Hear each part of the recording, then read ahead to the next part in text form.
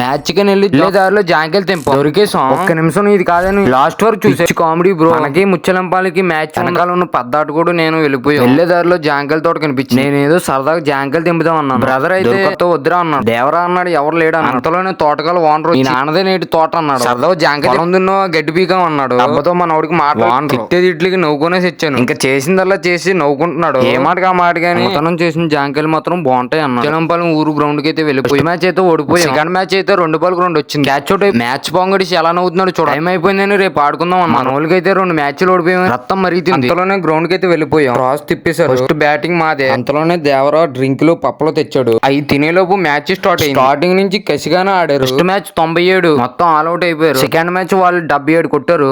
కొట్టిన తప్పకైతే టవర్లలో పడిపోతున్నాయి. ఇద్దరికి మ్యాన్ ఆఫ్ ది మ్యాచ్ ఇచ్చినా తప్పులేదు. అది ఇవ్వలేమని డ్రింక్ ఇచ్చా. స్టార్టింగ్ నుంచి ఎండింగ్ దాకా బాధుడే బాధుడు. మన వాళ్ళు మాత్రం జల్లకి జల్ల ఇచ్చారన్నారు. సబ్స్క్రైబ్ చేయడం మర్చిపోకు. టకాటక ఉంటా మరి.